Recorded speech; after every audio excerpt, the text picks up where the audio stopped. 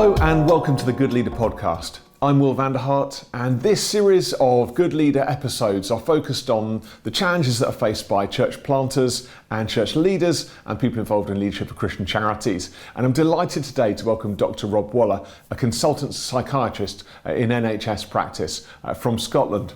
Rob, it's great to have you here with us. Thanks for being on the Good Leader podcast. Thanks, Will. I mean, this is such a huge topic, isn't it? I think it's really important that you're going to be getting this material out there for leaders. And I think, today we want to try and maybe think about some of the more sort of stressful situations where people perhaps are feeling out of their depth. They've had this ministry training, which is great, but what happens when we encounter concerning behaviours, maybe mental health conditions? It puts a lot of people outside their comfort zone.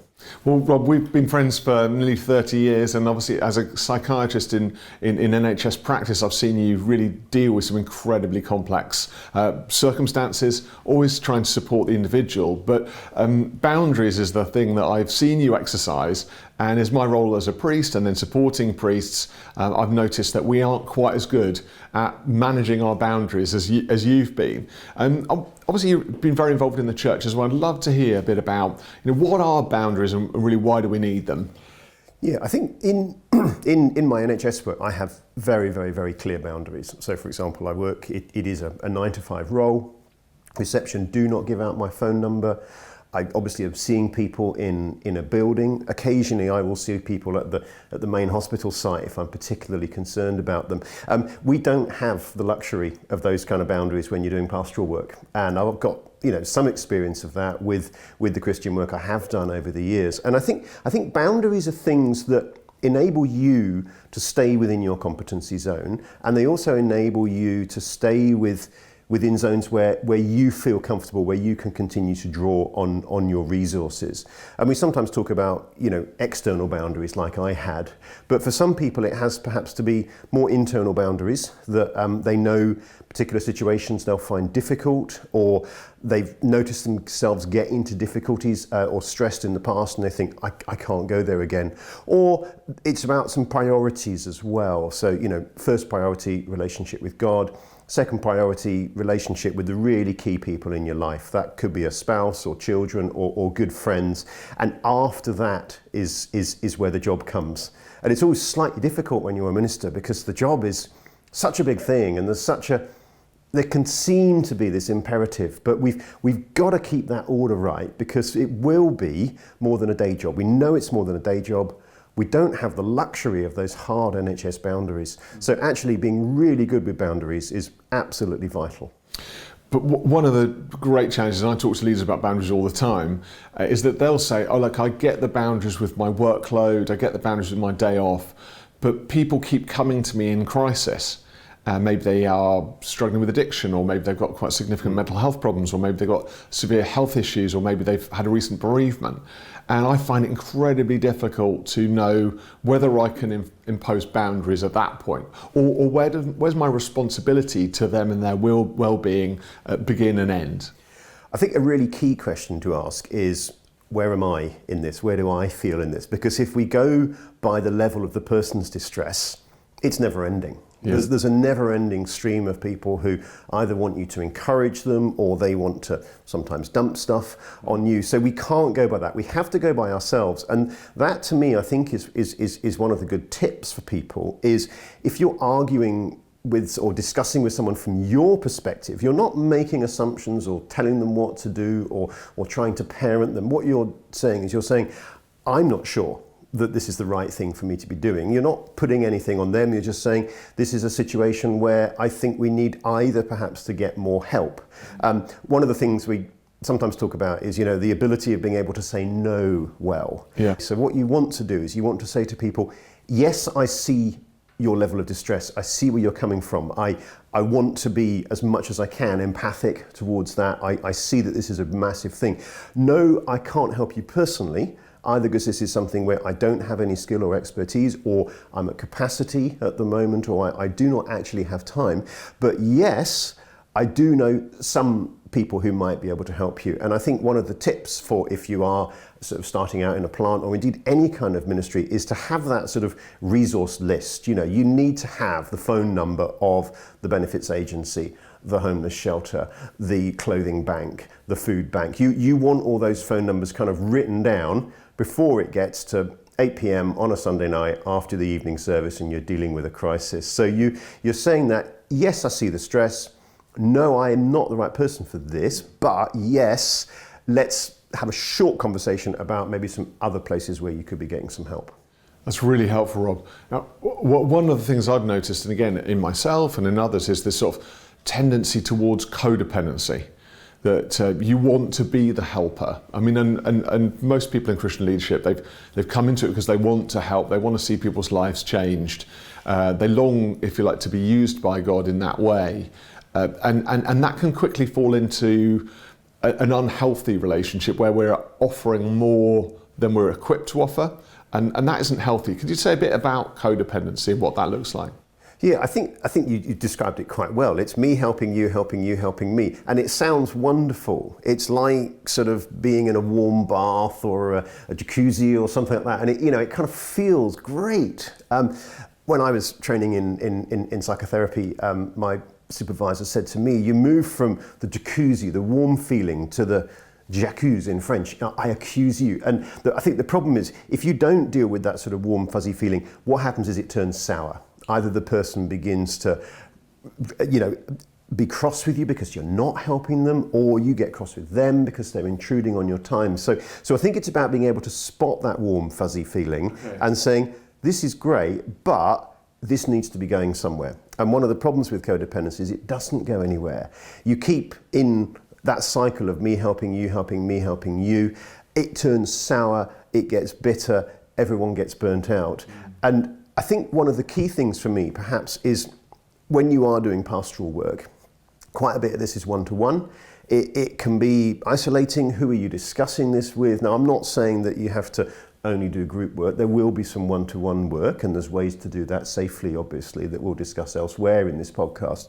But what I'm talking about, perhaps, is someone who you can be discussing that with. Perhaps doesn't have to be as formal as a supervisor, but who are you accountable to? I am meeting these people one-to-one at the moment. This is kind of where I think we're going. You don't need to share too much in the way of details, but that person will know you well. It could be your support group. It could be people who've known you for a long time, perhaps know some of the pickles that you've got yourself into in the past, and they can say, hey, Will, this work you're doing, where's that going?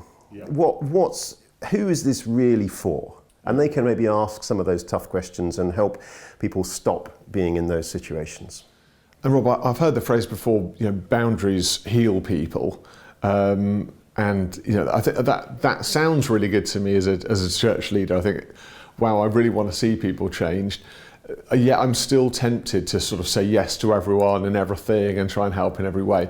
When you hear that phrase, boundaries heal people, what does that mean? Yeah, I think what it doesn't mean is we go around saying, boundaries are good for you. I'm going to protect myself against you because you're dangerous and needy. We don't want to be giving that sort of message. I think a good perhaps example would be the boundaries of Jesus, who actually had quite a clear structure. He would often withdraw. He would often, he had that focus on his relationship with God. If we think of Jesus as the perfect introvert-extrovert balance, he needed his introvert time, if you want to think about it that way. But when he was out, he was always actually kind. He was interruptible. People would sort of touch his clothing and he would stop and spend time with them. Now, I don't know if he spent a lot of time, because we also know that he had things that he was wanting to do. He needed that alone time with God. But he had a structure that was flexible, but was still a structure. It wasn't a hard structure. You can't touch my cloak. I am walking over here. Yeah. It was interruptible. It was a bit flexible. Boundaries that are hard, it's a bit like a beautiful champagne glass or something like that. It's hard crystal. It's beautiful, but you get a rock and just tap that and it shatters. And I kind of think that perhaps our boundaries ought to be maybe like this coffee cup, actually maybe perhaps a little bit more like a plastic beaker that's got a little bit of give in it, but it's still got shape, it's still got structure, it still protects the person, and everyone knows who's doing what. So boundaries should be a little bit flexible, but they are very defined. So there's a kind of like, everyone knows where they stand effectively. We all know where we begin and where we end. Totally. And that can be worked out in different ways. Some people will say, my day off is absolutely sacrosanct, I do not want. Other people will say, the room in my house that we use for pastoral work is this room, and people come in through the side door. They don't go into other parts of the house. There's lots of different ways that you can kind of work that out, but I think you want to find out what works for you. And where leaders fall into well-meaning behaviours in and around trying to help everyone all the time or always be available, as a psychiatrist, what do you see the long-term trajectory of that kind of mentality being for the leader's health and well-being? Yeah. I mean, you start using up favours. I sometimes say it's a bit like, you're using up cookies in your cookie jar. We've all got a degree of resilience. We've got tanks of sort of well-being and rest and recuperation. I think the problem is our significance tank gets really full with this kind of stuff because we feel important, we feel useful, but actually our fun tank, our wellness tank, our sleep tank, our personal relationships tank, all those things get drained and empty. And when you haven't got stuff flowing well through the system, when you haven't got those tanks in balance, it accumulates over time. Initially it might be stress headaches or perhaps unhealthy eating patterns, and then it can turn into perhaps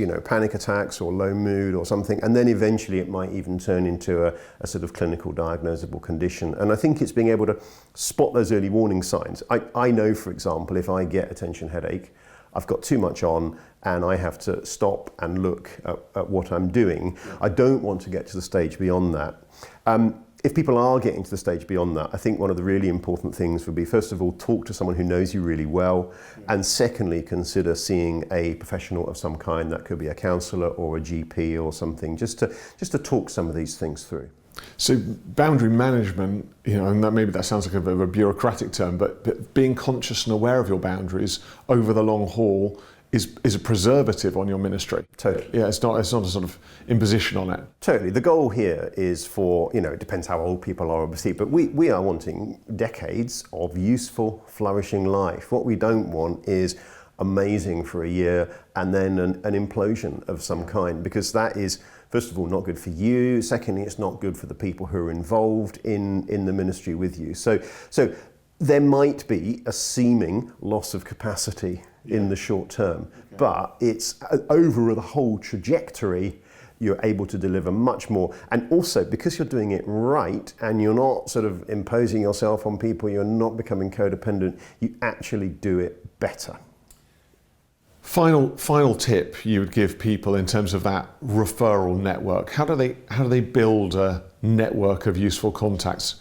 Who would be some key people you would have if you're in your community a number of people with significant need? Yeah, I think it varies so much according to where you are. If you're in a sort of very deprived urban area, there'll be a number of sort of social things that are needed on a regular basis. If it's another area, it might be perhaps more to do with a rural area. Who are the contacts there? I think what I would be saying is look for connections and resources. That could be your local GP practice might have a list. Yeah. Maybe look for, some people call it people of peace in your community who are just well connected. They don't have to be Christians. Okay. They're people who know the local community, know where to get stuff done, know where to do that. Yeah. Start talking to them and start making a list yourself that is available on the church notice board, so it's there when it's needed. Amazing. Rob, thank you so much. We really hope you found this pod really helpful around the issue of boundaries, and our encouragement is that you consider your boundaries and particularly your boundary extensions.